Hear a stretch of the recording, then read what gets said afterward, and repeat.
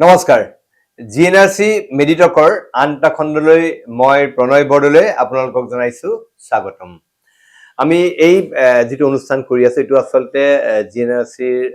আমাৰ যিসকল ৰোগী অন্যসকল যিসকল ৰোগী আছে কাৰোবাৰ কিবা অসুবিধা হৈছে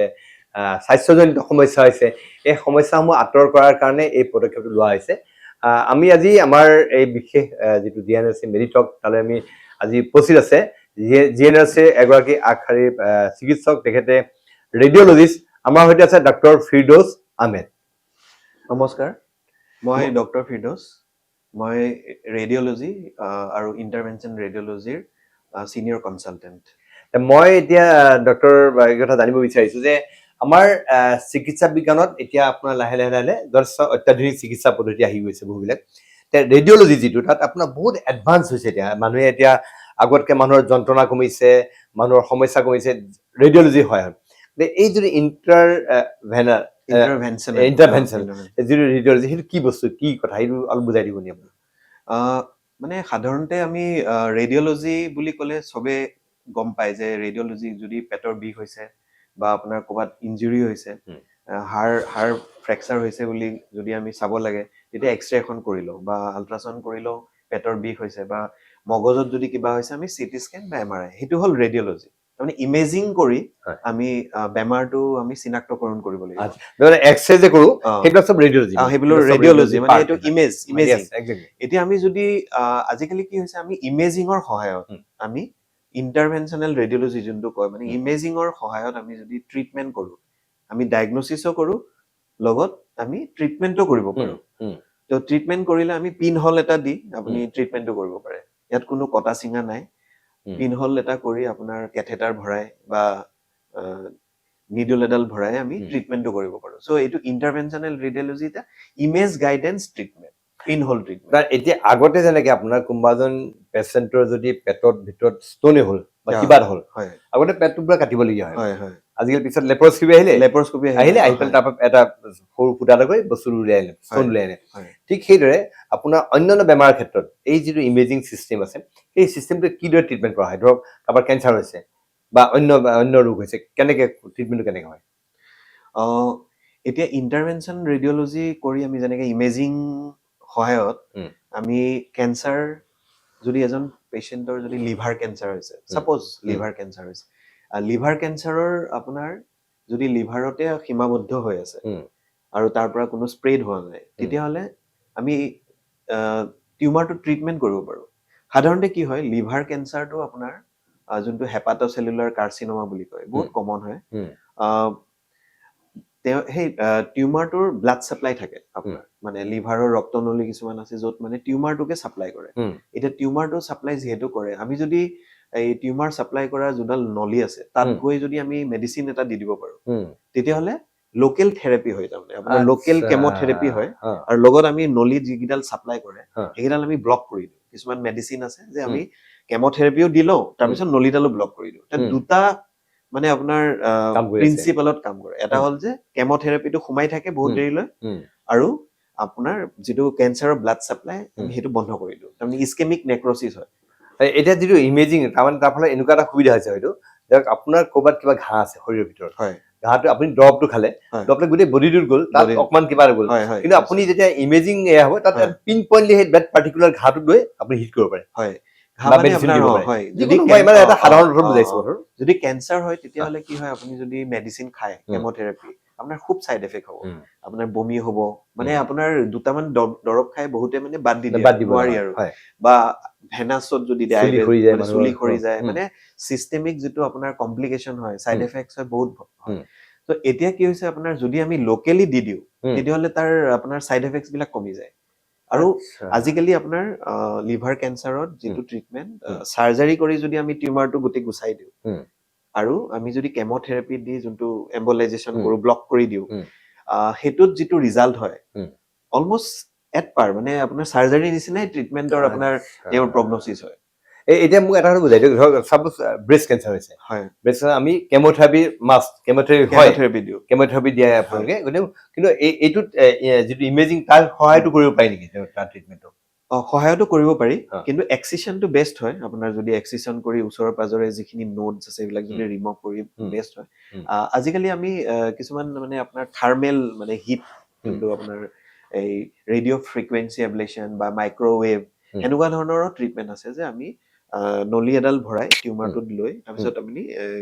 ৰেডিঅ' ফ্ৰিকুৱেঞ্চি দি দিয়া যায় তেতিয়া হিট জেনেৰেট হয় টিউমাৰটো মৰি যায় তো তেনেকুৱা আমি ট্ৰিটমেণ্টটো কৰো ইয়াতে আপোনাৰ ব্ৰেষ্ট বুলি নহয় লাং কেঞ্চাৰ কিডনী কেঞ্চাৰ সেইবিলাকতো আপোনাৰ এই লিভাৰতো যেনেকে আপোনাৰ সৰু সৰু যদি টিউমাৰ হয় তেতিয়াহ'লে কি হয় নলীডালে ইমান চাপ্লাই নকৰে তেতিয়া আপোনাৰ সেই টিউমাৰটো চিটি স্কেনত চাই আমি কিছুমান মানে প্ৰব বুলি কয় মানে নলী মানে নিডল সেই নিডলটো তাত সোমাই দিওঁ যেনেকে বায়পসি কৰাৰ সময়ত আপোনাৰ এডাল নলী সোমাই দিয়া যায় সেই নলীডাল আপোনাৰ টিউমাৰতে সোমাই দিওঁ আৰু তাৰপিছত কানেক্ট কৰি দিওঁ আমি কাৰেণ্টত বা ৰেডিঅ' ফ্ৰিকুৱেঞ্চি তেতিয়াহ'লে আপোনাৰ সেইটো পুৰি যায় তাৰমানে টিউমাৰটো পুৰি যায় আৰু সেইটো এটা ভাল ৰিজাল্ট হয় আপোনাৰ আচ্ছা তাৰমানে এতিয়া আপোনাৰ মই যিটো আপোনাক বুজিলো যে এইটো বস্তু এডভান্স এটা চিকিৎসা পদ্ধতি আৰু ইয়াৰ চাগে ইভলিউচন হৈ আছে ডেভেলপমেণ্ট হৈ আছে মানে আগতে নাছিলে এতিয়া ইমেজিঙত আপুনি যিটো ক'লে যে ইণ্টাৰভেনশ্যনেল এইটো যিটো হ'ল ডিস্কভাৰী তাৰপৰা ইয়াত আৰু নতুন নতুন বস্তু আহি আছে মানে সুন্দৰ কুৱেশ্যন সুধিছে কাৰণ কিয় আপুনি আজি চাওক আজি 20 বছৰ আগত যোনটো আছিলে আজি কমপ্লিটলি নতুন ডেভেলপমেণ্ট ডাইনামিক প্ৰচেছ এইটো আজি যোনটো আজি আমি ভাবো যে এইটো বেষ্ট হয় আজি 10 বছৰৰ পিছত এইটো বেষ্ট নহ'বও পাৰে মানে আপোনাৰ সায়েন্সে ইমান আগবাঢ়িছে মানে চেঞ্জেছ কনষ্টেন্ট আৰু এইটো চেঞ্জ হ'বই আৰু ভাল ওলাব কিবা কিন্তু এতিয়া মানে যোনটো পদ্ধতি হৈ আছে এতিয়া মানে এইটো মানে আমি ইমেজিঙৰ থ্ৰু দি যোনটো কৰি আছো এইটো ওৱান অফ দ্য বেষ্ট মানে ইন দ্য মানে ইভলিউচন হিচাপে মানে ক'ব যিসকল দৰ্শকে চাই আছে নিঃসন্দেহে এইটো কথা উপলব্ধি কৰিব পাৰিব যে ৰোগীৰ যিটো কাটা চিঙাৰ যন্ত্ৰণা বা অন্য অস্ত্ৰোপচাৰ কৰিলে যি ধৰণৰ শাৰীৰিকভাৱে হ'লেও আৰু মানসিকভাৱেও বহু সময়ত ভাৰাক্ৰান্ত হ'বলগীয়া হয় যিকোনো এটা অস্ত্ৰোপচাৰ কৰাৰ আগতে এতিয়া এই যিটো চিকিৎসা পদ্ধতি আহিছে ইণ্টাৰভেনশ্যনেল যিটো কথা তেখেতে কৈছে তাৰ ফলত একেবাৰে পিন পইণ্টলি আপোনাৰ য'ত আপোনাৰ অসুবিধা হৈছে সেই তাত ট্ৰিটমেণ্ট কৰিব পাৰি আৰু তাৰ লগতে আপোনাৰ ৰোগীৰ যন্ত্ৰণা বহুত কমি গৈছে হাঁচি কমি যায় বহুবিলাক কথা এতিয়া ৰোগীয়ে ধৰক পেচেণ্টে ধৰক হস্পিটেলত গৈ বেছি থাকিবলগীয়া নহয় কাটা চিঙা হ'লে বহুত থাকিবলগীয়া হ'ব কটা চিঙা হ'লে হস্পিটেল থাকিব লাগিব আৰু আপোনাৰ ষ্টেটো লং হ'লে আপোনাৰ ইনফেকশ্যনৰ ৰেটো বাঢ়ি যায় আজি যদি আপোনাৰ বয়সস্থ পেচেণ্ট এজন হয় যাৰ মানে আপোনাৰ চাৰ্জাৰী কৰিবৰ কাৰণে ফিট নহয় মানে তেতিয়া আমি ইণ্টাৰভেনশ্যনৰ সহায়ত তেওঁক মানে আপোনাৰ জেনেৰেল এনেস্থেচিয়া নিদিয়াকৈও বহুত প্ৰচিডিউৰ কৰিব পাৰোঁ জেনেৰেল এনেস্থেচিয়া দিলে বহুত মানে আপোনাৰ কমপ্লিকেশ্যন হোৱা চান্স থাকে হাৰ্ট চেকআপ বা আপোনাৰ আৰু মানে লাঙৰ গোটেই যদি আপোনাৰ ফিটনেছটো নাপায় কিছুমান ট্ৰিটমেণ্ট আমি কৰিব নোৱাৰো মানে এনেস্থেচিয়া দিব নোৱাৰো আমি কি হয় যদি পেচেণ্টজনক লোকেল এনেস্থেচিয়াতে আমি কৰিব পাৰো তেতিয়াহ'লে তেওঁৰ সেই বাকী কমপ্লিকেশ্যনৰ পৰা তেওঁ বাচি যায় তো সেইটো এটা ভাল আৰু এটা মোক কথা বুজাই দিয়ক যে এনেই জেনেৰেল ৰেডিঅ'লজিষ্ট আমি ৰেডিঅ'লজিষ্ট আগৰ পৰা জানো আৰু ইণ্টাৰভেনশ্যনেল ৰেডিঅ'লজিষ্ট অলপ পাৰ্থক্য আছে আমি সকলো ৰেডিঅ'লজিষ্ট এইটোত চাগে এক্সপাৰ্ট নহয় ইয়াৰ কাৰণে আপোনাৰ আৰু ফেলোশ্বিপ কৰিব লাগিব বা আপোনাৰ ডিএম কৰিব লাগিব ইয়াৰ কাৰণে আপুনি সময় দিব লাগিব আৰু এবছৰ দুবছৰ আপুনি ট্ৰেইনিং লৈ আহিব লাগিব ৰেডিঅ'লজি বুলি ক'লে আপোনাৰ চিটি স্কেন কৰি MRI কৰি আপোনাৰ ডায়েগনচিছ কৰা যায় সেইটো এটা বেলেগ লাইন কোনোবাই যদি বিচাৰিছে নহয় মই আৰু ট্ৰেইনিং লৈ ট্ৰিটমেণ্টৰ জগতত যাব খুজিছো মই ট্ৰিটমেণ্ট কৰিব খুজিছো তেতিয়াহ'লে এইটো এটা নতুন মানে আপোনাৰ ব্ৰাঞ্চ যিটো ব্ৰাঞ্চ সঁচাকে বহুত আগবাঢ়ি গৈছে এতিয়া নিঃসন্দেহে আমাৰ ৰোগীসকলৰ উপকাৰত অহা এটা চিকিৎসা পদ্ধতি আৰু আপুনি এইটো চিকিৎসা পদ্ধতিৰে আপুনি সোনকালে আৰোগ্য হ'ব পাৰে মই জানিব বিচাৰিছো যে GNRCত এই ইণ্টাৰভেনশ্যনেল যিটো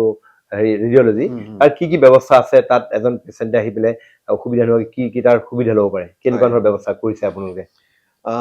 মই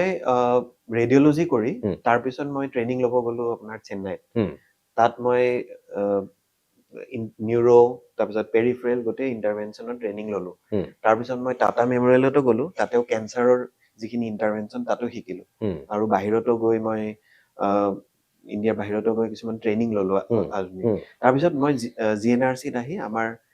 নতুনকে তেতিয়া আমাৰ কেথলেব এটা আহিলে আৰু তাতে মানে আপোনাৰ আধুনিক 2011 তাৰ আগতেও সৰু সুৰাকে চলি আছিলে ইণ্টাৰভেনশ্যন কাৰণ আমাৰ GNRCতে প্ৰথম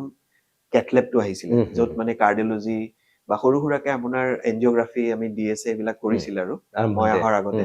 তাৰপিছত 2011 পৰা আপোনাৰ এটা ডেডিকেটেড মানে ইণ্টাৰভেনশ্যন ৰেডিঅ'লজি ডিপাৰ্টমেণ্ট হৈ গ'ল আমি ষ্টাৰ্ট কৰিছো আমাৰ আচ্ছা বৰা ছাৰে মানে যিটো তেওঁৰ Vision. ফৰচাইটনেছনেছ তেওঁৰ হুম, সেইটো হুম। কাৰণে তেওঁ মানে কেটলেব দুটা কেটলেব আমাৰ ইয়াত দিয়া হ'ল এটা হুম। হ'ল ৰেডিঅ'লজিৰ কাৰণে আপোনাৰ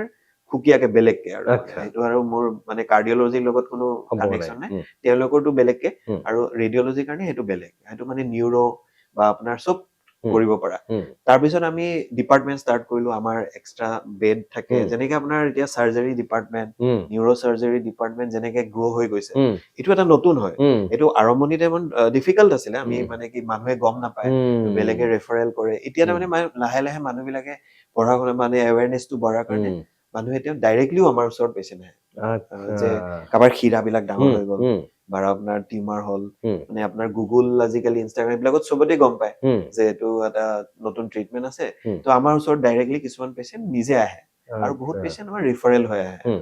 তো তেনেকে আমি গ্ৰ' হৈ আহিলো হুম। 2011 পৰা তেতিয়াতো আপোনাৰ বহুত কম হুম। এতিয়া আমি আপোনাৰ আজি 7-8 ইয়াৰ্ছ মানৰ পৰা মানে আমাৰ এটা ভাল মানে এটা এক্সট্ৰা ডিপাৰ্টমেণ্ট চলি আছে আৰু আমি এতিয়া এটা কি আৰু আমাৰ এটা টিম এটা ফৰ্ম হৈছে তাৰমানে আপোনালোকৰ এই যিটো ইণ্টাৰভেনশ্যনেল ৰেডিঅ'লজি যিটো ডিপাৰ্টমেণ্ট আছে তাত আপোনালোকে যিকোনো ধৰণৰ কঠিন হেৰি অস্ত্ৰোপচাৰ মানে অস্ত্ৰোপচাৰ বুলি কৈছো ধৰক হয় হয় সেইবিলাক আপোনালোকে কৰি আছে মানে হয়, ইয়াত হয়। গোটেই ফেচিলিটিখিনি আছে গোটেই সুবিধাখিনি আছে গোটেই ফেচিলিটি একচুৱেলি কি হয় যিকোনো আপোনাৰ যেতিয়া প্ৰচিডিঅৰ কৰিব হুম। আপোনাক বাকী আপোনাৰ ডিপাৰ্টমেণ্ট বিলাকৰো আপোনাৰ সহায় লাগিব হুম। এতিয়া আমি এটা আপোনাৰ নিউৰ' মানে ব্ৰেইনৰ যদি কিবা এটা কৰো হুম। তেতিয়াহ'লে এনেস্থেচিয়লজিত এজন মানুহ লাগিব হুম।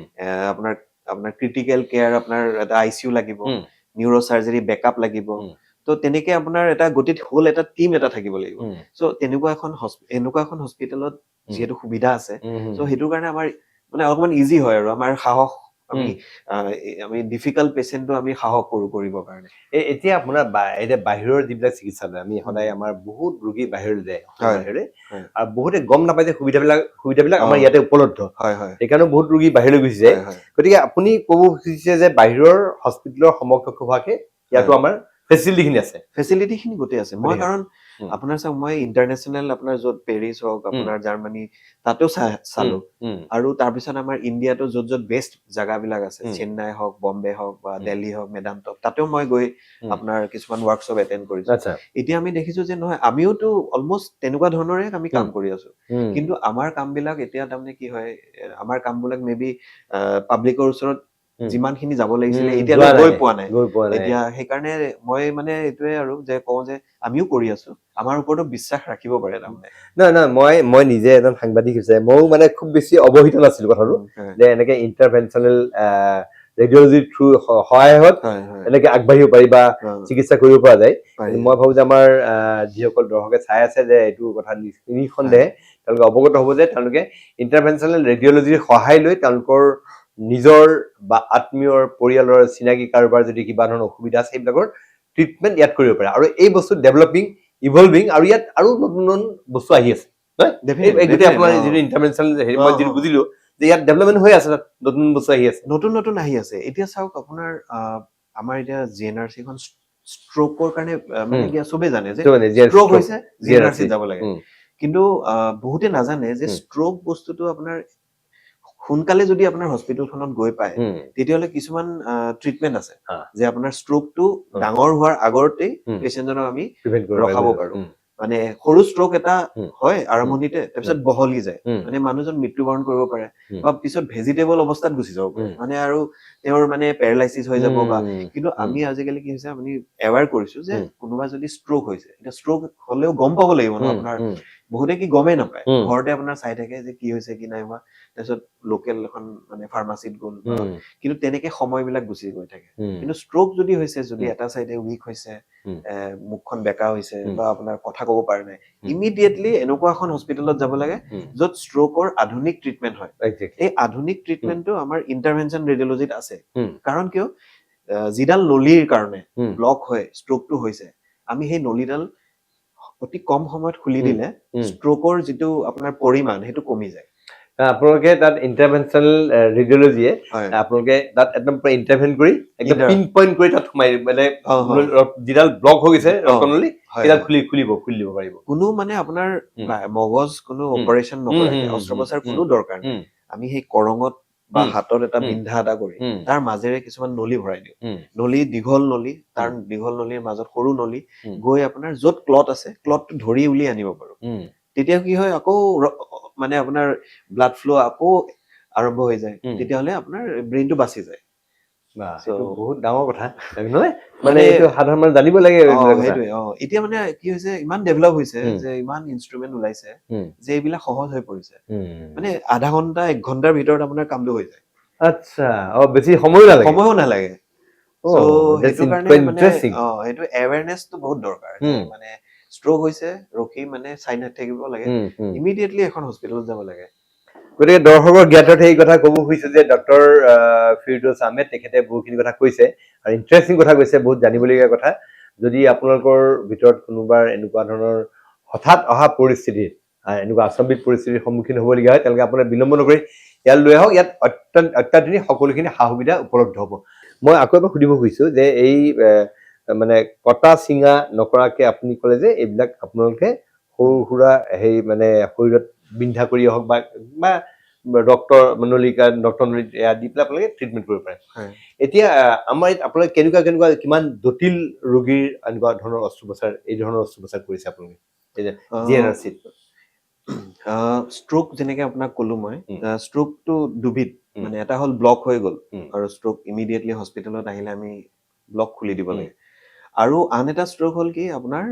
ব্ৰেইনৰ ভিতৰতে যদি ৰক্ত ফাটি গৈছে মানে ৰক্তনলীডাল ফাটি গৈছে তে ৰক্তনলীডাল ফাটি যোৱা যিখিনি পইণ্ট আছে সাধাৰণতে প্ৰেছাৰ হৈও ৰক্তনলী ফাটিব পাৰে আৰু হ'ল আন এটা হ'ল কি ৰক্তনলীৰ এটা জাগাত ক'ৰবাত আপোনাৰ ডিচেক্ট হৈ গৈছে বা এনিউৰিজিম ফৰ্মেশ্যন হৈছে বা জন্মতে কিবা এটা আপোনাৰ দুৰ্বল জাগা এটা আছে য'ত ফাটি গ'ল তো তেনেকুৱা ধৰণৰ ৰক্তনলী যদি ব্লিডিং হয় তেতিয়াহ'লে আমি সেই ব্লিডিং পইণ্টটো কোনো মানে অপেন অপাৰেশ্যন নকৰাকে এই নলী ভৰাই তাত আপোনাৰ গ্লু মাৰি বা কইল দি বা ষ্টেণ্ট লগাই আমি ঠিক কৰিব পাৰো আচ্ছা সো সেইটো এটা মানে আপোনাৰ কোনো অপেন অপাৰেশ্যন দৰকাৰ নপৰে তো সেইটো এটা ইমাৰ্জেঞ্চি মানে আজি কাৰণ এবাৰ ব্লিডিং হ'ল পেচেণ্টজন যদি ঠিক আছে তে তেওঁক আৰুতো ব্লিডিং হ'ব পাৰে যদি পইণ্টটো থাকে তো সেইটো কাৰণে তাৰ আগতে যদি আমি ট্ৰিটমেণ্টটো কৰিব পাৰো তেতিয়াহ'লে তেওঁক বচাব পৰা যাব সো সেই ব্ৰেইনৰ এটা আধুনিক তেনেকুৱা ট্ৰিটমেণ্ট আৰু ইয়াৰ এই ট্ৰিটমেণ্টৰ পদ্ধতিবিলাকো বেলেগ বেলেগ কিছুমানৰ আপোনাৰ ষ্টেণ্ট লগাই কৰা যায় কিছুমানৰ আপোনাৰ অকল কইল দি কৰা যায় এতিয়া সাপোজ এজন পেচেণ্ট আহিছে ব্ৰেইন ষ্ট্ৰোকৰ তেওঁ ধৰক আক্ৰান্ত হ'ল আপোনালোকৰ হস্পিটেললৈ আহিলে তেতিয়া আপোনালোকে তেওঁৰ চিকিৎসাটো ইণ্টাৰভেনশ্যনেল যিটো ৰেডিঅ'লজি তাৰ থ্ৰু দি প্ৰথম কৰে নে মানে তেওঁলোকক পাৰ্মিশ্যন ল'ব লগা হয় নে কেনেকুৱা হয় কথা মানে ফুৰিছে অন্য ধৰণে যিটো নৰ্মেল ৱেত আছে সেইটো নকৰি আপোনালোকে বোলে এনেকে যাওঁ সেই কথাটো মানে ৰোগীৰ লগত কথা পাতি কৰে নে আপোনালোকে নিজাববীয়াকৈ সেইটো মানে ট্ৰিটমেণ্ট কৰে কি কথা যদি ইমাৰ্জেঞ্চিত পেচেণ্ট এজন আহে আৰু প্ৰথমে কি হয় ব্ৰেইনৰ যদি ব্লিডিং হয় তেতিয়াহ'লে সাধাৰণতে নিউৰো চাৰ্জাৰী ডিপাৰ্টমেণ্টলৈ তেওঁলোকক কল এটা দিয়া যায় তেওঁলোকে আহি তাৰপিছত চিটি স্কেন কৰা যায় আৰু যদি ব্লিডিংটো এনেকুৱা মানে দেখাত যে এইটো ব্লিডিংটো আপোনাৰ ৰক্তনলী এডাল ক'ৰবাত ফাটিছে তেতিয়া আমি চিটি এনজিঅগ্ৰাফি এটা কৰা যায় আৰু তাত যদি কিবা এটা পইণ্ট ওলোৱা যায় তেতিয়াহ'লে আমি আপোনাৰ এই পেচেণ্টৰ এটেণ্ডেণ্ট তেওঁলোকক মাতা যায় আৰু তেওঁলোকক বুজাই দিয়া যায় যে চাওক এই দুটা পদ্ধতি আছে ট্ৰিটমেণ্টৰ এটা হ'ল আপোনাৰ অপেন কৰি আমি এইটো বস্তুটো কৰিব পাৰো আৰু এটা হ'ল কি অপেন নকৰাকে কৰিব পাৰো সো তেওঁলোকক এটা অপশ্যন দিয়া যায় আৰু আমি যদি ভাবো যে অপশ্যনটো উইদাউট চাৰ্জাৰী বেছি বেটাৰ হয় তেওঁলোকক বুজাই দিয়া যায় আৰু তেওঁলোকে সেই অনুপাতে আমি আগবাঢ়ি যাওঁ কিছুমান তাৰমানে কি হয় অপেন অপাৰেশ্যন কৰিও কৰিব পাৰি আৰু সেই অনুপাতে তেওঁক মানে বুজাই দি এটেণ্ডেণ্টে যিটো বিচাৰে সাধাৰণতে এটেণ্ডেণ্টে অপেন অপাৰেশ্যন কৰাটো অকমান কেতিয়াবা বেছি ৰিস্কি হয় সো এই নতুন পদ্ধতিটোৱে মানে তেওঁলোকে ৱেলকাম কৰে আৰু মানে কৰিব খোজে আৰু মানে এই অনাগত যিটো বুজিলো ডক্টৰ যে অনাগত দিনত এই যিটো চিকিৎসা পদ্ধতি ই মূল চিকিৎসা পদ্ধতি হৈ যাব লাহে লাহে মানে আজিকালি জীৱনৰ মানে যিটো আমি কুইকলি কৰিব পাৰো মানে কুইকলি ট্ৰিটমেণ্ট কৰিব পাৰো হস্পিটেলতো সোনকালে আৰোগ্য হৈ হস্পিটেলত ষ্টেটো কমাব পাৰো তেতিয়া সেইবিলাক মানে আজিকালি মানুহে বেছি বিচাৰে আৰু তাৰ সময় কমি গৈছে মানে মেডিকেল ব্যয়টো খৰচটো কমি যায় খৰচটো অলপ কমে আৰু আপোনাৰ সোনকালে হস্পিটেলৰ পৰা আৰোগ্য হৈ যাব পাৰে সেইটো এটা বহুত ডাঙৰ কথা আৰু আপোনাৰ টিউমাৰ ক্ষেত্ৰত কেনেকুৱা ধৰণৰ চিকিৎসা আপোনালোকে টিউমাৰ যিকোনো মানুহৰ বিভিন্ন ঠাইত বিভিন্ন ধৰণৰ টিউমাৰ হয় সেইবিলাকৰ ক্ষেত্ৰত কি ধৰণৰ আপোনালোকৰ এইটোৱে আপোনাৰ মানে লিভাৰৰ যোনটো কলো এতিয়া আপোনাৰ মোৰ ওচৰত আপোনাৰ বাংলাদেশৰ পৰা পেচেণ্ট আহিছিলে চ' বাংলাদেশৰ 3 বছৰীয়া ল'ৰা এটা ঘৰৰ একমাত্ৰ ল'ৰা আছিলে তেওঁৰ মানে এই ল'ৰাটোৰ মানে চকুত টিউমাৰ এটা ৰেটিনোব্লাষ্টমা বুলি কয় শংকৰ নেত্ৰালয়ৰ পৰা আমাৰ ওচৰলৈ ৰেফাৰ কৰিছিলে তো আপোনাৰ তেওঁৰ কি এটা চকু আপোনাৰ টিউমাৰ হৈ গোটেই নষ্ট হৈ গৈছে আৰু সেইটো মানে আপোনাৰ তেওঁলোকে উলিয়াই দিব লগা হ'ল এতিয়া এটা বাওঁ চাইডৰ চকু যোনটো আছে সেইটোৱে আপোনাৰ তাতেও টিউমাৰ হৈছে কিন্তু টিউমাৰ হলেও তেওঁৰ ভিজনটো আছে বাচ্চাটোৰ এতিয়া এটাই ল'ৰা মাক বাপেকক দেখি মানে খুবেই দুখ লগা মানে কথাটো এতিয়া আমাৰ সেই যোনটো ইণ্টাৰভেনশ্যন ৰেডিঅলজি থ্ৰু দি আমি যোনটো ৰেটিনোব্লাষ্টমা এইটো কম বয়সত সৰু বাচ্চাতে হয় আৰু সেইটো ট্ৰিটমেণ্ট আমি যদি কেমোথেৰাপি দিওঁ তিনিবাৰ কেমোথেৰাপি দিয়া যায় যোনডাল নলী অপথেলমিক আৰ্টাৰী বুলি কয় তাত নলীত আমি মেডিচিন দি 3বাৰ ইনজেকশ্যন দিয়া যায় আৰু 3টা ছেছনত এমাহ কৰি তাৰপিছত কি হৈছে মানে খুব ভাল যে মানে সেই টিউমাৰটোৱে ৰিয়েকশ্যন মানে আপোনাৰ কেমোথেৰাপিত মানে আপোনাৰ ট্ৰিটমেণ্টটো ছাকচেছফুল হৈছে আৰু তাৰপিছত তেওঁ চকুটো উলিয়াব নালাগা হ'ল আৰু ভিজনো বাচি গ'ল এতিয়াও আমাক মানে সেই ফ'ল' আপত আছে পেচেণ্টৰ আজি 4 বছৰ হ'ল এতিয়াও ৰিকাৰেঞ্চ হোৱা নাই আৰু সেইটো এটা মানে বৰ ছেটিছফেকশ্যন আৰু যে মানে বাচ্চাটোৰ চকুটো বাচি গ'ল আৰু ভিজনো বাচি গ'ল এইবিলাকে চাই আপোনালোককো এটা মানে মানসিক এটা শান্তি পোৱা যায় এনেকুৱা পেচেণ্ট আৰু বহুত চাইছে চকুৰ মানে তেনেকে ৰেটিনোব্লাষ্টমা পোৱা যায় তেনেকে লিভাৰৰ পোৱা যায় তাৰপিছত কিছুমান হ'ল আজিকালি এই মহিলাৰ টিউমাৰ যোনটো আপোনাৰ মানে ইউটেৰাইন ফাইব্ৰইড তেনেকুৱা ট্ৰিটমেণ্ট বিলাকো আমি উইদাউট অপাৰেশ্যনৰ ট্ৰিটমেণ্ট কৰিব পৰা যায় কেনেকে হয় মানে সেইটো সেই নলীডালৰ ভিতৰেদি গৈ যিটো আপোনাৰ টিউমাৰ ফিডাৰ্ছ আছে সেইবিলাক ব্লক কৰি দিয়া যায় লাহে জৰাইটো নৰ্মেল হৈ যায় আৰু আপুনি যিটো কথা ক'লে যে টিউমাৰত আপোনালোকে ডাইৰেক্ট তাত এটেক কৰি বুলি কৈছো এটেক কৰি তাক টিউমাৰ নৰ্মেলাইজ কৰি পেলাই সেনেকুৱা ধৰণৰ ঘটনা আছে সাধাৰণতে টিউমাৰ এটা মানে আপোনাৰ ব্লাড চাপ্লাই এটা পায় খাদ্য নলীটো তাৰ পৰাইতো খাদ্য পাই থাকে এতিয়া খাদ্য নলীতে যদি আমি মেডিচিনটো দি ব্লক কৰি দিওঁ তেতিয়াহ'লে টিউমাৰটোতো অলমষ্ট ডেড হৈ যাব ডেড হৈ গ'লে লাহে টিউমাৰো নাইকিয়া হৈ যাব আৰু যিটো আপোনাৰ অৰ্গেনটো বাচি থাকিব খুব সুন্দৰ আছে এনেকুৱা অত্যাধুনিক চিকিৎসা পদ্ধতি সন্দৰ্ভত আমি সকলোৱে আচলতে অলপ আমাৰ সকলোৰে জ্ঞান থকা উচিত যে এনেকুৱা ধৰণৰ ট্ৰিটমেণ্ট আহিছে আমাৰ ইয়াত যিবিলাকে আমাৰ জীৱন অলপ হ'লেও সুলভ কৰি তুলিছে সহজ কৰি তুলিছে আৰু আমাৰ জীৱনৰ প্ৰতি যিটো ভাবুকি থাকে সেই ভাবুকি অলপ হ'লেও কমাইছে ক'ব লাগিব নহয় জানো এনেকে কাৰণ কাটা চিঙা নহয় ধুনীয়াকে হ'ব পাৰে সেইটো এই অত্যাধুনিক চিকিৎসা পদ্ধতি আপোনালোকে সহায় ল'ব পাৰে মই আমাৰ মাজত আছে আমাৰ ৰাজ্যৰ এগৰাকী অগ্ৰণী তেখেত ইণ্টাৰভেনশ্যনেল ৰেডিঅ'লজিষ্ট মই আপোনাৰ পৰা জানিব বিচাৰিছোঁ আপোনাৰ যাত্ৰাটো আপুনি ক'ত পঢ়া শুনা কৰিছিল ক'ৰ পৰা আহিলে কেনেকে আহিলে এইখিনি যাত্ৰা জানিব মই স্কুল প্ৰথম আপোনাৰ যোৰহাট ডন বস্কোত কৰিছিলোঁ তাৰপিছত আপোনাৰ দেউতাৰ পৰা ট্ৰেন্সফাৰ হোৱাৰ কাৰণে এই নলবাৰীত আপোনাৰ তাত লিটল ফ্লাৱাৰ স্কুলত পঢ়িলোঁ তাৰপিছত মই কটনত আহিলোঁ কটনৰ পৰা আপোনাৰ গুৱাহাটী মেডিকেল কলেজত MBBS তাৰপিছত পোষ্ট গ্ৰেজুৱেশ্যন আপোনাৰ আছাম মেডিকেল ডিব্ৰুগড়ত তাৰপিছত মই ইণ্টাৰভেনশ্যন কৰিবৰ কাৰণে ট্ৰেইনিং ল'বৰ কাৰণে আপোনাৰ এই চেন্নাইত ৰামাচন্দ্ৰত গ'লো তাত ট্ৰেইনিং লৈ তাৰপিছত মই আপোনাৰ টাটা মেমৰিয়েলত তাতেও মই ট্ৰেইনিং ল'লো শ্বৰ্ট ট্ৰেইনিং তাৰপিছত মই ইয়াতে ডিপাৰ্টমেণ্ট এষ্টাব্লিছ কৰিলোঁ মাজতে আপুনি পেৰিছ আৰু জাৰ্মানীৰো মই ইয়াতে যেতিয়া জইন কৰিলোঁ তাৰপিছত মই ফেল'শ্বিপ কৰিব শ্বৰ্ট ফেল'শ্বিপ কৰিব মই পেৰিছত গ'লো SN জাৰ্মানীত গ'লো ষ্টুটগেট এনেকুৱা 3-4টা জেগাত মই ইণ্টাৰভেনশ্যন নিউৰ' ৰেডিঅ'লজি ট্ৰেইনিং ল'ব গ'লো আৰু আপোনাৰ যিটো ডিপাৰ্টমেণ্ট আছে আমাৰ ইয়াত জিএনআৰচিত ডিপাৰ্টমেণ্টটো কিমান ষ্ট্ৰং কেনেকুৱা হৈ আছে আপোনাৰ ডিপাৰ্টমেণ্ট টিমটোত আপোনাৰ আমাৰ এনেস্থেচিয়লজিষ্ট আছে আমাৰ নিউৰ'চাৰ্জন নিউৰ'লজি আৰু ক্ৰিটিকেল কেয়াৰৰ আপোনাৰ আছে চ' আমাৰ এটা টিম মানে ডাঙৰেই টিম আছে আৰু মানে পেচেণ্ট এজনক মানে কাউন্সেলিং কৰাৰ পৰা ট্ৰিটমেণ্টৰ পৰা গোটেইখিনি আমি কৰিব পাৰে যিকোনো জটিল হেৰিত মানে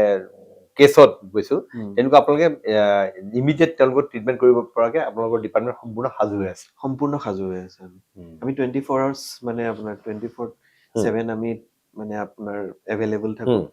চ' যেতিয়া যিকোনো ষ্ট্ৰক আপোনাৰ ৰাতি 12টাতো হ'ব পাৰে, উম, ৰাতিপুৱা 3টাতো হ'ব পাৰে, উম, মানে সাৰ পাই কেতিয়াবা 4টা বজাত পেচেণ্টজন উঠি পেচাব কৰিব গ'ল, তেতিয়াই আপোনাৰ এটা চাইডে দুৰ্বল হৈ গ'ল।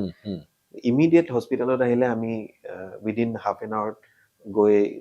মানে আপোনাৰ কেটলেবত লৈ যাব পাৰো, মানে এনেকুৱা সুবিধাটো আছে আৰু মানে 24/7 আপোনালোকৰ 24/7 আমি এই available সুবিধা এভেইলেবল আছে। কৰিব পাৰে।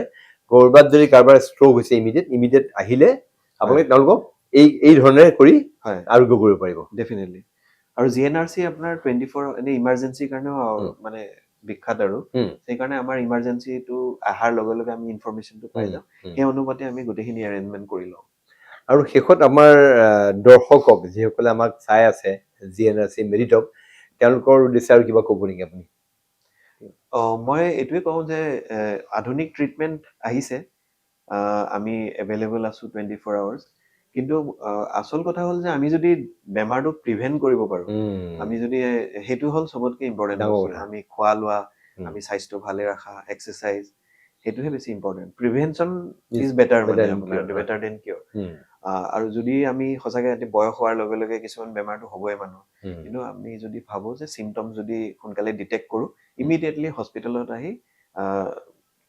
মানে চিকিৎসা কৰা ভাল, তেতিয়াহ'লে সোনকালে মানে আপুনি আৰোগ্য হ'ব আৰু বেমাৰটো বহলি নাযায় আৰু মানে কিবা মানে আপুনি যদি অনুমান কৰিব পাৰে যে মোৰ এনেকুৱা গা বেয়া লাগিছে, তেতিয়াহ'লে পলম কৰিব নালাগে, চিকিৎসকৰ সহায় ল'ব লাগে, নহয় চিকিৎসা ল'ব লাগে। মানে আপোনাৰ এতিয়া ষ্ট্ৰক হ'লে যেনেকে গম পায়, তেনেকে হাৰ্টৰ অসুখ হ'লেও আপুনি বিষাব, বুকু বিষাব, হাতত কিবা লাগে, ইমিডিয়েটলি হেল্থ চেকআপ এটা কৰে যাতে, নহ'লে মানে কি হয় বেছি হ'লে আৰু আপোনাৰ বেছি কষ্ট পাব তেনেকুৱা। খুব সুন্দৰ। ডাক্তৰ ফিৰদৌছ আহমেদ, তেখেতে ইতিমধ্যে মই ক'লো যে ইণ্টাৰভেনশ্যনেল ৰেডিঅ'লজি তাৰ এক্সপাৰ্ট বিশেষজ্ঞ, বাহিৰত তেখেতে প্ৰশিক্ষণ লৈ আহিছে। ইয়াত GNRC যিটো ডিপাৰ্টমেণ্ট আছে, ডিপাৰ্টমেণ্টটো যথেষ্ট ষ্ট্ৰং, শক্তিশালী, যিকোনো কঠিন প্ৰত্যাহ্বানৰ সন্মুখীন হ'ব পৰাকৈ সাজু আছে। গতিকে আজিকালি এই অত্যাধুনিক চিকিৎসা পদ্ধতিত আৰু এটা কথা শুনি ভাল লাগিছে যে ইয়াত নতুন নতুন ডেভেলপমেণ্ট হৈ আছে। আজি যিটো চিকিৎসা পদ্ধতি হয়তো আৰু 10 বছৰ পিছত আৰু কিবা কিবি আহিব, নতুন বস্তু আহিব। খুব ভাল কথা। গতিকে আপোনালোকে এই অত্যাধুনিক চিকিৎসা পদ্ধতিৰ সহায় লওক। কাৰোবাৰ যদি কিবা এনেকুৱা অসুবিধা হৈছে, এই কথাখিনি আহি আপোনালোকে GNRC ইণ্টাৰভেনশ্যনেল ৰেডিঅ'লজি ডিপাৰ্টমেণ্টত আপোনালোকে কণ্টেক্ট কৰিব পাৰে। সকলোকে মই এই বিষয়ত সজাগ হ'বলৈ আহ্বান জনাইছোঁ। ডক্টৰ আহমেদ, আপোনাক ধন্যবাদ দিলোঁ। ভাল লাগিলে আপোনাৰ কথাখিনি। আপোনাৰ কথাখিনি দৰ্শকেও বহুখিনি কথা গম পালে, মই নিজেও বহুখিনি কথা নতুনকৈ গম পালোঁ, বহুখিনি কথা নাজানিছিলোঁ। সেইকাৰণে আপোনাক আন্তৰিক ধন্যবাদ জনাইছোঁ। আৰু আমাৰ বিশেষ অনুষ্ঠান GNRC মেডিটকৰ ইয়াতেই সামৰণি মাৰিছোঁ। ধন্যবাদ।